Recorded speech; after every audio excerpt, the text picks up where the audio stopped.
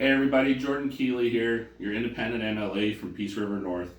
What can I say, this afternoon I saw a gong show in the House when it comes to the NDP pretty much allowing the setup of title over title in Richmond, and we're seeing backlash in the public, and so we should, of homeowners that are wondering whether or not they're going to be able to renew their mortgages on their properties to do with the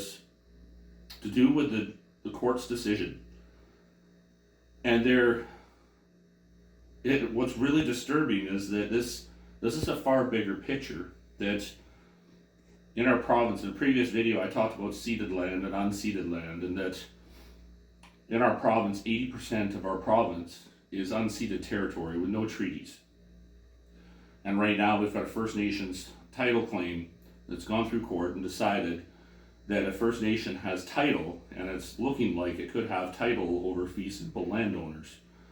And it puts homeowners in a very precarious scenario. But what's more disturbing is that this has been pretty much being set up because of DRIPA being brought in and adopted, and it got voted into legislature by the NDP and by the Liberals and BC United, and John Rustad was one of the main people that helped orchestrate a lot of the footwork for this. And then the NDP have intertwined UNDRIP throughout every ministry, and it's created so many complications throughout our system, and it's not good.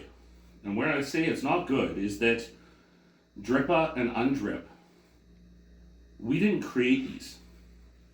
They were created by an international group.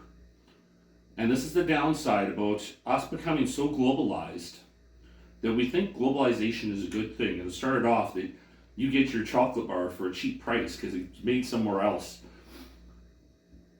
And it has downsides, is that as things become globalized, you don't have say of how the products are made, where they come from, what's in them. But it's the same thing about when these bills come in from the UN, NATO, the WHO, WOA. They're getting dictated into our own legislation. And they're not meant for our country or our province. They're not set up for the people that we have here or for our First Nations that we have here. And they're creating conflict and turmoil. And I'm seeing that in the House today. We see that yesterday in the town hall in Richmond. And in the previous video that I did, I talked about that we have to come forward with solutions about how we try and solve this. And I mentioned about modern day treaties across the whole province, so that we can try and solve this insecurity for landowners, that if you own your land, at least you know you own your land, that you can renew your mortgage. But right now we're entering into an area that's creating a lot of issues. And what's worse is that we saw a bill introduced today to try and protect fee simple landowners, and it got shot down by the NDP in first reading, meaning I couldn't even see the damn bill. This government doesn't want to talk about anything. This government in question period wouldn't even say how many meetings are going on behind closed doors. Well, I can guarantee you they have 204 consensus folders for every First Nation in British Columbia. Those are confidential folders between the government and those First Nations. Now, I'm all for working with First Nations, and we should make sure they're our neighbors. They're in our communities. They're all over. They're Canadians. They're British Columbians. We're all here, and we need to live together. But right now, this House, we have to discuss these things. The NDP don't want to talk. They don't want to show the information. We need transparency, and we need to be able to show the public what's going on. And I'm going to continue to push.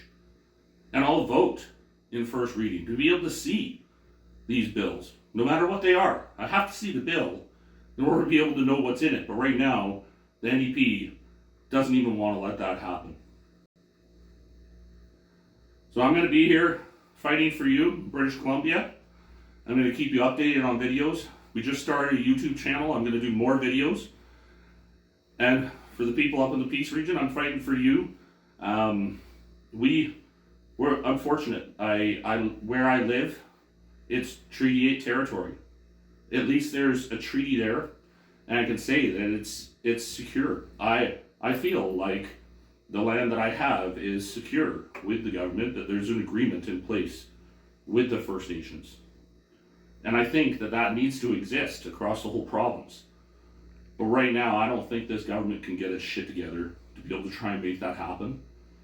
And I think that there needs to be some major work to happen to stop this chaos from going on further.